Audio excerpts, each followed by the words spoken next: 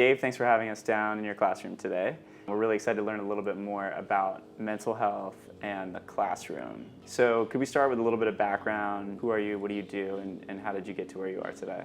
So it started with me being passionate about biology, but as I started to work with kids, I still love the biology, but to me what's really important is helping kids and working with kids and helping prepare them for their future science classes, but also for life and being good people, citizens.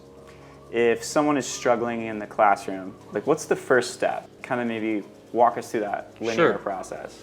Definitely talking to the parent or guardian, and then getting the healthcare professional involved outside of the school. That will be the first step.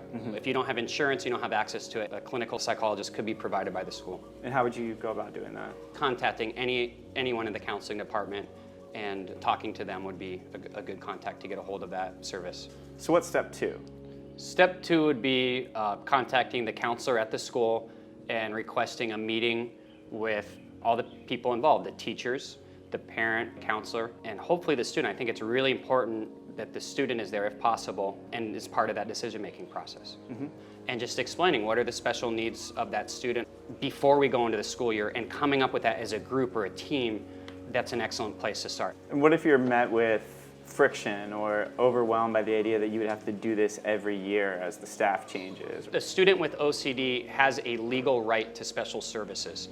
And so there is a way to pursue that. There's two different plans. There's a 504 plan, and there's a special education plan called an IEP, an individualized education plan.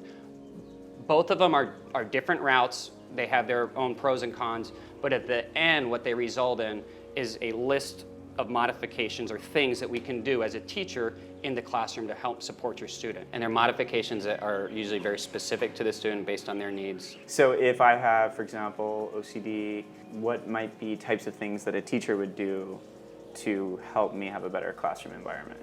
So for example, if maybe the issue is a phobia of germs, we might have materials in the class like rulers and scissors that we're using. So instead of having a class set, we'd have an individual set for that student that they're responsible for.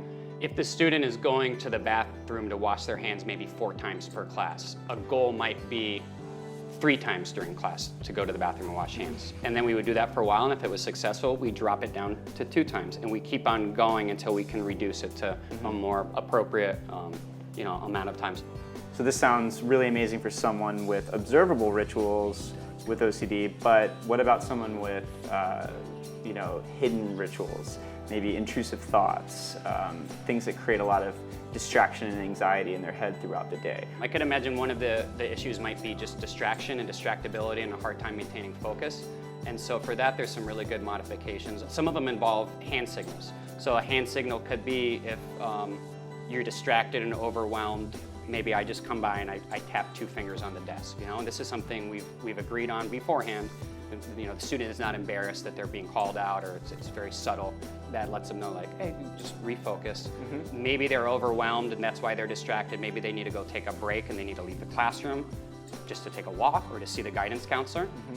Then a nonverbal cue, they call it, would be really appropriate too, because the kid could just go like this, make eye contact with me, and walk out the door. And there's no stigma or embarrassment, and they can go take a break or they could go see their counselor. And you know where he's going. And I know where they're going. It's really important, that team process, sitting around with a group of people that care about the student, having the student there and vocalizing their needs and saying what helps them in the classroom, even though those behaviors are hidden.